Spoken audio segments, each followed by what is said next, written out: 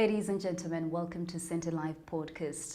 Today we speak about farming, we speak agriculture. Now, you may probably already know that agriculture is the backbone of Uganda's economy, employing over 70% of the population and of course contributing half of Uganda's export earnings and a quarter of the country's GDP.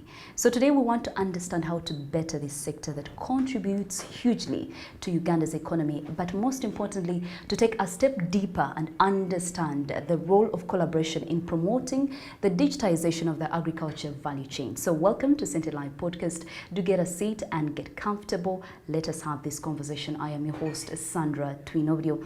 And joining us today is Mr. Evans Nakoko, who is the Chief Manager Agribusiness at Centenary Bank and is seated right next to me. Welcome to the podcast today.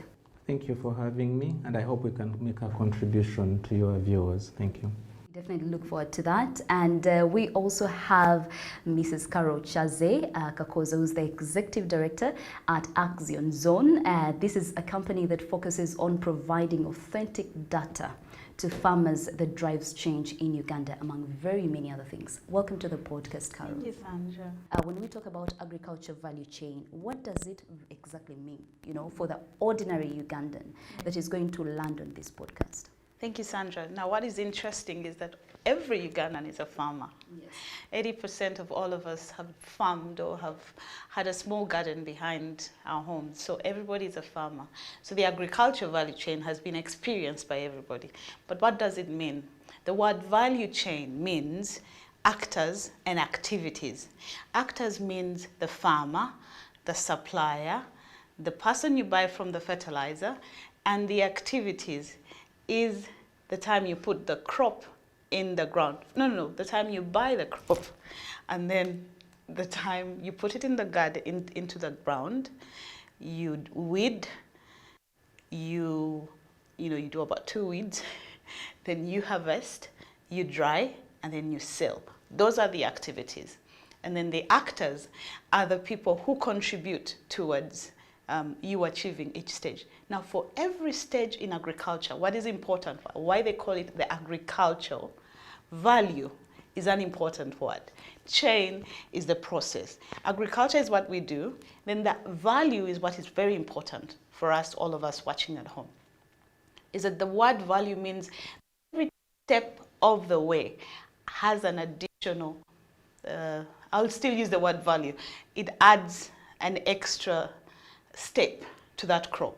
So for example, you go buy the seed, it's not yet in the ground, but by putting that seed into the ground, you've given it an additional, you've given value to that seed.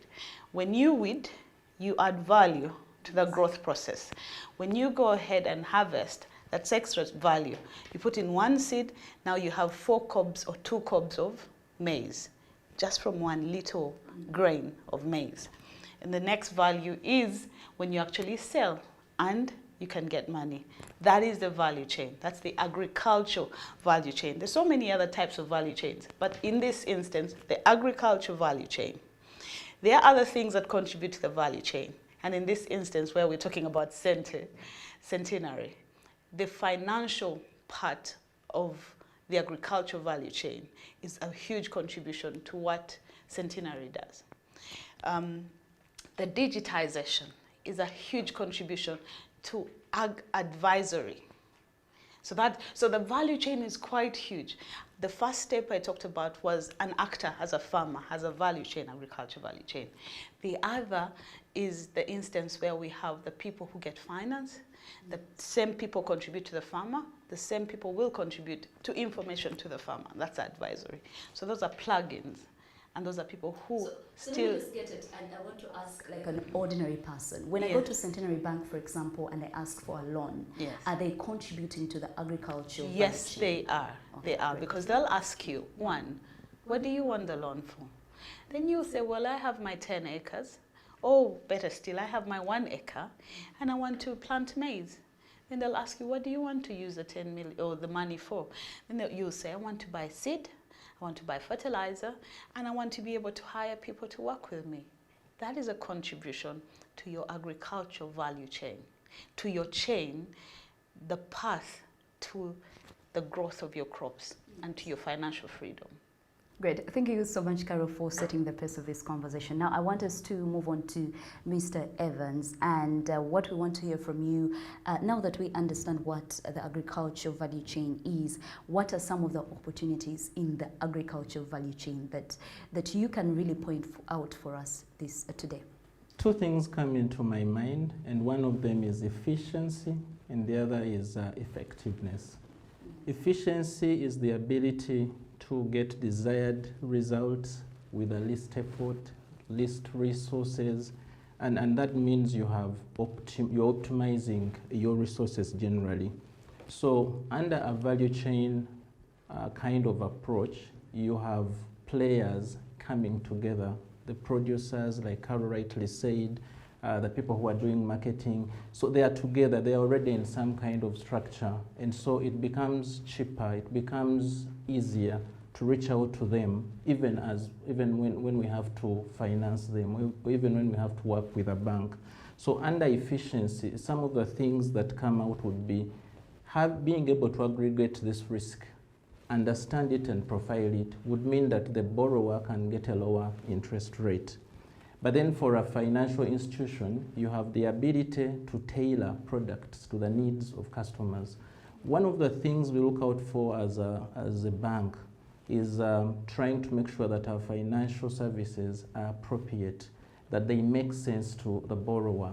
Think about a farmer who is growing pineapples and is seeking for credit from the bank. If you want them to pay every month, then that is the first step into making them default. So tailoring products would mean we understand that we have to arrange cash flow based products. It means we understand tenors, how long loans should be given, but it also means that we understand the kind of risk that we are working with. And of course, with digitization coming into this process, you also have an advantage of managing payments differently. So if people had to walk to banks to be able to get paid under a value chain arrangement, we can have special payment structures that can enable people receive money on their phones, use their phones to make transfers, and also store value. Now, in terms of effectiveness, we're talking about the ability to have more value. And you know that when we collaborate under the value chains, it means we can bring in more players. So if I am going out to speak to farmers, if I'm talking to the people who are involved in marketing, if I'm talking to people who are involved in processing, I also understand that if they need credit, they will need somebody providing insurance. They will need a fintech that is going to provide us with technology. So as we bring all these players together, we are able to do more with little, but we also bring on more people who are providing more opportunities. For example, markets open up for the farmers who are producing. Carol talked about research. All these opportunities show up. And just to put this home, think about the inbound logistics, warehousing opportunities, and the jobs that they create for our nation. If you think about the outbound as well, if you think about the marketing services that go with the value chain, these are all opportunities that I think we can take advantage of. Thank you. The pandemic really did affect so many sectors, and the agriculture sector was not spared. Carol, I want you to point for us some of the highlights, in the evolution of agriculture value chain that you were able to notice. In the digitization environment, there was a plus. Mm-hmm. I'll first move away from agriculture. We got many people using mobile money. We got many people on TikTok. We got many people on WhatsApp. Now that comes as an advantage to us in agriculture and comes as an advantage to the banking sector and agriculture. One of the things that we do at Axiom is we profile. And what do I mean by profiling? We come to your house, Sandra, and we want to understand who you are. So we do your bio data. We talk about your production data. When I say about production, I mean, when was the last time you planted maize? Or what do you have in your garden? What was the yield? How much money did you get from the market? Did you bank it? Do you have a bank account? Do you have children? How many children go to school? Do you have labor? How many people do you employ? How many wives, husbands do you have? Now, all that gives us what we would call a credit score. And that credit score allows us to position you as Sandra in your garden, in your village, wherever you are. What does that mean? And what am I talking about anyway? For the banks, and that's for Centenary Bank, that is positioned in the district at the township of the district. A farmer who is about 100 kilometers away will be known to that branch because of digitization. Now, what did the pandemic do? The pandemic cut off all communication, all connection. But what we did is we made sure we link the farmer, the bank, with all this information. So the pandemic created for us an opportunity for banks to embrace more statistical data for them to make decisions. To be human is to err, right? And many times we would like to make sure that a human being can, make all the right moves. But then again, we have done a lot in artificial intelligence, in data mining, in data analytics. So that's what the pandemic did for us. It extended the digital movement into a lot of doors.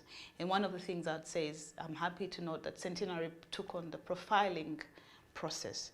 And to date, no loan goes through Centenary Bank on agriculture or microfinance without it being profiled.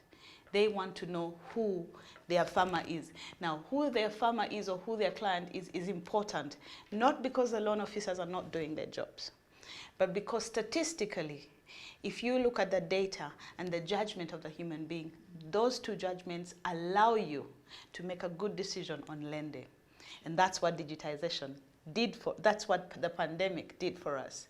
It allowed us to digitize processes during a period where we had no connection. And the only avenue we had was to use the digital space. So for me, it is a plus. With the recent events that happened due to the lockdown, what role would you say has digitization played in enhancing the value chain? I mean, she did point out what the bank did, but from where you sit, what did the bank do? Okay, thank you, Sandra. We can take it as low as where we have the producers. One of the things that the producers, the farmers, the smallholders are interested in is information. And when we talk about information, we're talking about extension services, we're talking about information about whether they will be, of course, looking forward to the rains. So technology helped us to have this information disseminated during that time. Now, if, for example, farmers miss the season, then definitely even the banks that have exposed themselves in terms of credit have a problem. So all those credit exposures have a risk of going bad if we get it wrong. So one key thing was definitely information. The other is payments. So when push came to shove, it was harder for people to move cash around, and we all appreciate the risk that comes with moving cash around. So again, through the digital processes, we are able to transfer money, we store value. As we all know, these are the three key things that banks do. They will be storing value, they will be transferring value, and they will be rendering credit. So all these three can happen because of the support that technology, through digitization, through the process of digitization. The other key thing that Carol mentioned that I would like to probably emphasize is profiling. Profiling is a way of onboarding our clients. It's a way of building information or data about the client. We all understand that in the value chain, especially the people at the lower value chain, one of the biggest challenges banks contend with is information. Information to make decisions on whether to render credit or whether to probably take people through financial literacy. So collecting this information through profiling allows us to build some kind of score. It allows us to weigh the risk. And therefore, we can also look into the bank and see how much we can expose, how we can expose ourselves in terms of credit. And so we are proudly continuing to increase exposures. We have almost in excess of 350 billion in this sector because we understand it through, again, profiling. The other key thing is traceability.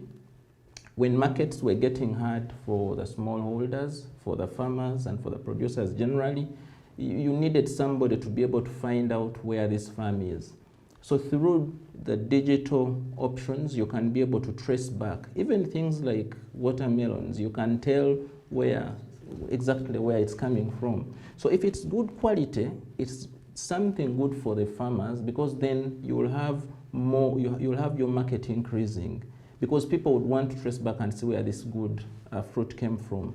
But of course it has the low side of, if you're producing things that are bad quality, then you probably will have to lose the market. And finally, in terms of data and in terms of analyzing data, the digital option allowed us to do analytics, better analytics. We can predict better because we can look at trends as supported by, again, digitization.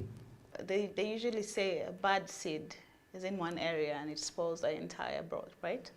What we can do with this traceability is we can locate where the aflatoxins are coming from. Using traceability, he talked about watermelon, but now I want to talk about the maize, because maize and beans have had issues where aflatoxins are coming from. And this affects everybody. Centenary will have lent these people money. A lot of warehouses will have bulked these goods, and that's money still. Fertilizer will have gone in. But what we can do as a nation, and those that are responsible, is to look at the traceability and see, where did this crop come from? And if we can locate and say, this came from this area, these are the GPS farmers that are using this, these are the emissions that are coming out of here, what fertilizer is causing it. That is how granular the data has come. Because when we talk about what Axiom is doing, one of the things is we're able to read what carbon emissions, what emissions are coming off some of the gardens that we have. So what does that mean?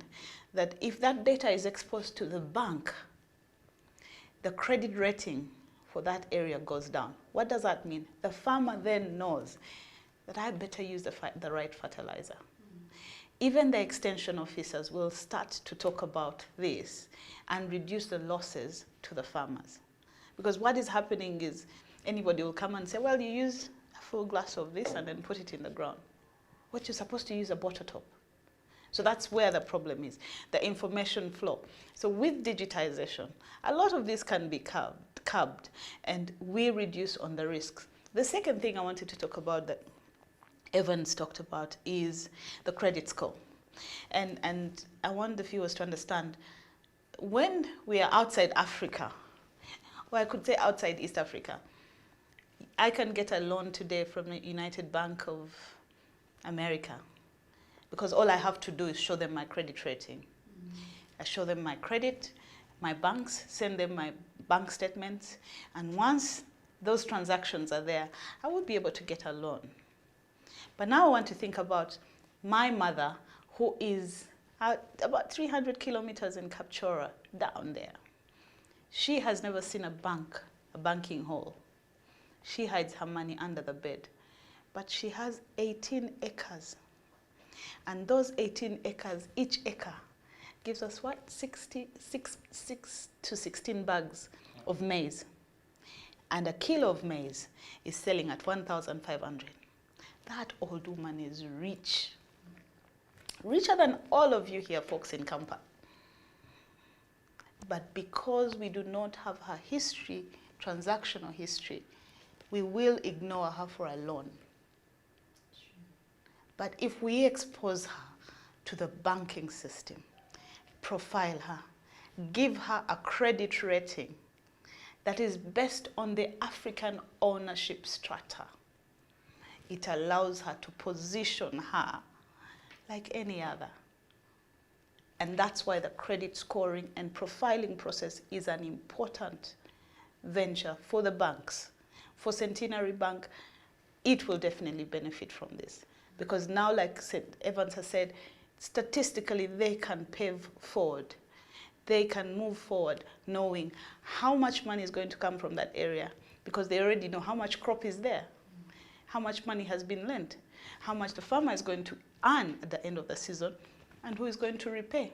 They can even detect who is not going to pay. Why? Because we are able to detect where the drought is going to be.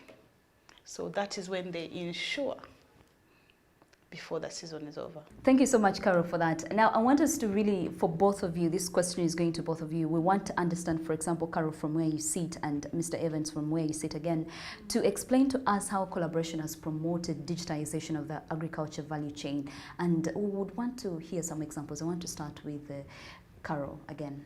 My mother is 67 years old, and my father is 78 years old.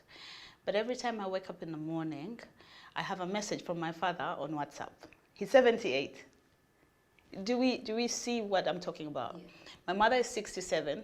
She's got a prayer on, and she has sent it to me. I don't stay with my parents. I haven't for the last 19 years. But every day for the last 12 years, I've managed to get a message from them because of digitization. Now, what am I talking about? I'm talking about the different avenues, the other value chain when it comes to digitization. There's the people, the technology, and then there's the actual utilization of that technology. Collaboration is very important, and appreciation of what you're collaborating on is also very key. If we did not appreciate TikTok today, I don't think a lot of people would know what kadama means. But because we appreciate what TikTok is, we understand what they're going through, we get their stories. We go back to agriculture. Like I said when I was starting, we are all farmers in Uganda. You have a garden, you have some bananas, or you have some, tomatoes at the back of your garden. Lately, ladies have a lot of little mints and all over their houses. And yes, you're a farmer. But how do you know what type of crop to grow? How do you know that there's armyworm? How do you know that there's bin weevil? How do you know that it's going to rain tomorrow? So I think the other banana plantation I plan to cut down. I need to do it in the morning. All those are avenues for us that we have used through digitization. And who are we collaborating with? The weather people. The satellite data that is coming through about weather from the Meteo and the other partners that do weather, send it to us through data, the internet. So we must collaborate. The comprehension of a farmer that a katochi can receive an IVR message. And what do I mean by IVR? I think we only experienced this across the country when the president was campaigning two campaigns ago, I think. The first time we ever had him on the phone. The phone would ring, you'd pick it up, and you'd hear his voice. Like, oh my God, I just spoke to the president. Yes. That is an IVR message. Now today we can send that to our farmers. That is the digital platform goes into a non-digital platform where we have that little phone receiving an IVR message telling the farmer, Mama, Tata, enje enkuba egenda kutonya. Please make sure you cover your garden. Please make sure that you spray because there's a spread of armyworm. Same thing will happen to the bank, still through collaboration. Today, Centenary Bank can send a message to farmers in Kapchora because they have a different season altogether from the rest of the Ugandan, and say, Centenary Bank is open to lending. The season has started. This is the lending rate. Please prepare these chattels for your lending. We're using what? The phone. We are digitizing the process. But this end, what is done, there's a big digital environment that is being used. A lot of data mining. For me to know, I have to point this message to Sandra. The data mined for me to get to Sandra for that particular message. That is already there. But we have to simplify it to the farmer. And that's why I want to end by saying, let's not, bring all these crazy jargons for the farmer. They don't understand those things. Leave them with their phones, whether it is a smartphone or whether it's a phone that has the small Java phone, or it's a phone that can receive WhatsApp, whatever phone they have. Let the digitization and the part that has the big data mining, the big data and all that be on our side as implementers. When it comes to the farmer, simplify it. And that's the importance of collaboration. Know who your end user is. If you know your end user, exactly, let us be able to communicate to that farmer. After we've done all our business, let us go to the farmer with the simplest message possible, until a time when we can get to the level where the Dutch are, that he just has to go to a website, get information and get there. But then again, we still have illiteracy levels. So while we are still at that illiterate stage, let us maintain the simplicity to the farmer. Using digital collaboration, we should be able to achieve that. Mr. Evans Nakoko, what do you have to say about how, for example, Centenary Bank has used digitization to promote the agriculture value chain?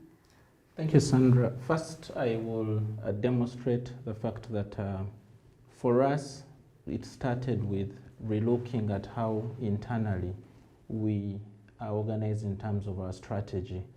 So we have put digitization at the front of everything that we do. And this is because we are serving masses, a number of people, and we're trying to make sure that we promote convenience, and we also want to deliver a service as fast as possible. And that's part of the process of making the services appropriate. So once we understood that, we of course had to go out and look for people we would work with. And some of these include fintechs, and of course all the other actors, like the ones providing weather information that Carol rightly raises. So I'll just then dive into the key examples that have come out of our efforts. For example, our customers can now open online accounts. So they have accounts that they can open online. Previously, you had to walk to a branch, you had to provide all the documentation before you could get this account opened. And it's simple, with simple requirements. We also are onboarding our clients, the ones who want credit digitally. So you can shout out if you're looking for credit. And I just gave an example of the profiling solution earlier. So we reach out to you, we get information about you, we analyze the information and make sense out of it.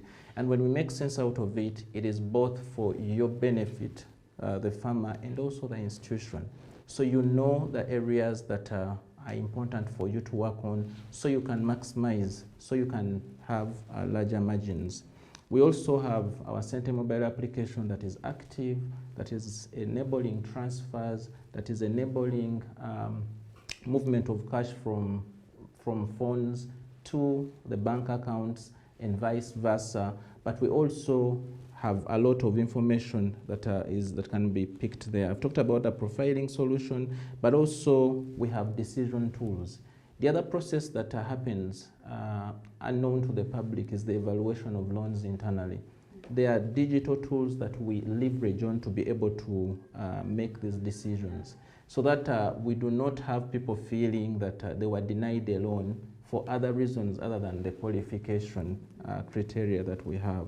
And of course, finally, using digital means, we have a better repository system. If you look at our website, there's a lot more information that you can read about the kind of products and services that we are providing. And we're also so active on social media. You've seen posts, you've seen information, and we are relaying it so that our customers can know everything that we are doing. So this is how we've been able to use digital collaboration to convert it into value for the customers of the bank, but also for the other stakeholders, like the partners we work with. Thank you, Sandra. Maybe you could just let us know the website, so that those that have not gotten a chance to see different posts, like you mentioned, how do they get all this information? Well, if you just put in Centenary Rural Development Bank in the browser, you'll be able to take it straight, and you'll be able to see the various tools and information that we've been able to upload. But also, that said, I would like to invite all interested parties and people who would want to take credit, people who would want to open accounts with us, to get as much information from all the branches that we have.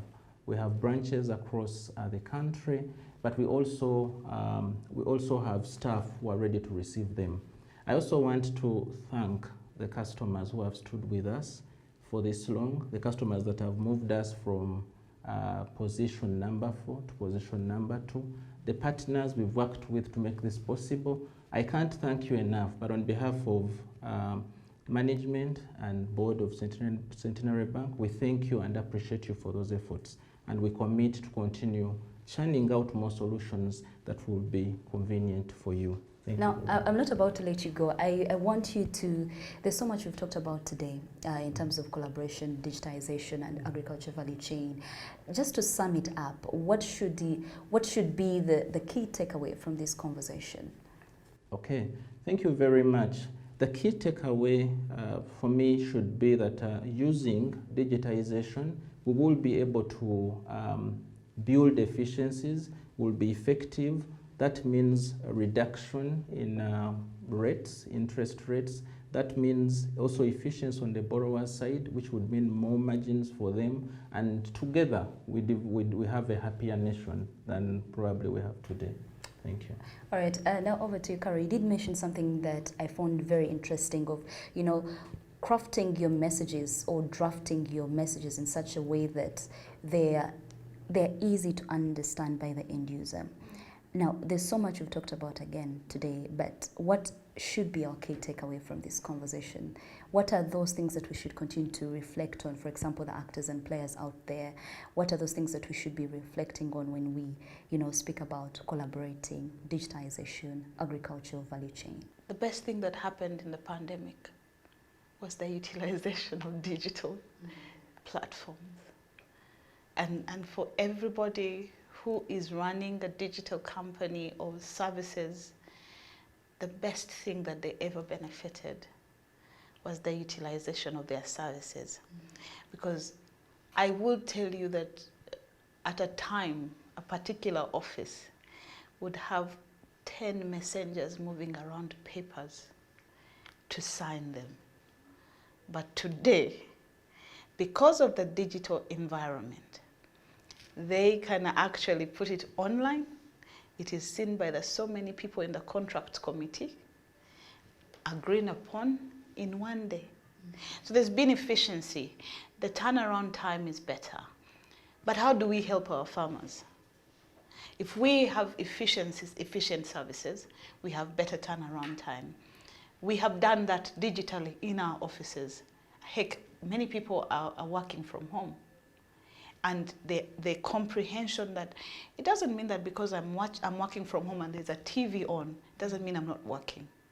The delivery of that particular assignment is what is important. It is not the face value. Simplicity is key when it comes to digitization.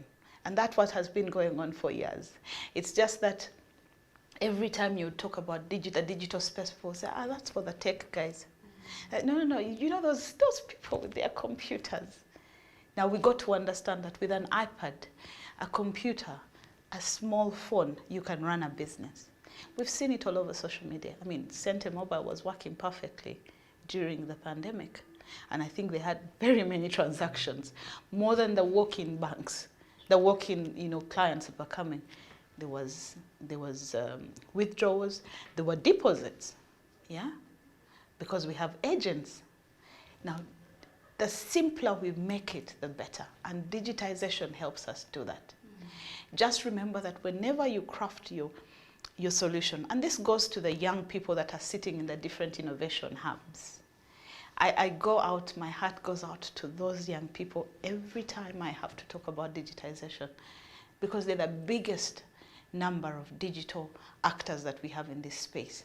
They sit in these hubs and they will come up with a brilliant solution for a farmer without integration of the farmer. And so he has spent a year developing a project that for him, in all his wisdom, is very good. And when he hits the ground, to give it to this farmer to use it, the farmer will tell him, but who told you this is what I want? So let's innovate with the people that we're going to give the service. Let's make it simple. If you are giving a farmer something, go down. One of the beautiful things Centenary has done is to be as saturated as possible. They're everywhere. Yeah? It might be in the townships, but at least they're everywhere. So if you're solutioning for a person and digitizing that environment, know who your farmer is, like the motto of Axiom. Know your farmer. And when you know your farmer, solutioning will be simpler. You will know what you're giving to the end user. And what is important, not everybody gets to sign the 200,000 contract, US dollar contract, or the 300 million contract. We all just get to sign the 1,000 shilling contract or the 10,000 shilling contract. But we are 80% of the Ugandan is a farmer. So crowdsourcing and working for the masses will always earn you the best bucks in your pocket. Thank you so much, Mrs. Carol Chaze Kakoza. She is the Executive Director at Action Zone. Like I mentioned at the start, it is a company that focuses on providing authentic data to the farmers that, of course, later drives change in Uganda, among other things. Thank you so much as well, Mr. Evans Nakoko, who is the Chief Manager Agribusiness at Centenary Bank. I think there's so much we've talked about, and I want to believe that you who's watching us today, you've managed to pick out something from this conversation. Digitalization is the way to go. Adding something to whatever agricultural product you're doing is the way to go. But most importantly, for you as an actor or a player, you need to be able to craft messages that are so easy to understand. Are you inventing something? It should be able to, to relate with the intended audience. So I do hope that at the end of it all, we're able to continue working together, Centenary Bank and different companies, coming together to promote this agriculture value chain in Uganda, but of course using digital means, because technology is the way to go. It is here to make everything easy and smooth and efficient. So it is about time that all of us really embrace it. So thank you so much for being part of this conversation, and also a big thank you to Centenary Bank for making these conversations possible. I want to believe that if you didn't initiate such conversations, we would definitely not be having them. So hopefully when you get to watch this podcast, you'll be able to comment and let us know how you've used the different digital means to promote your agricultural produce. I have been your host, Sandra Twino.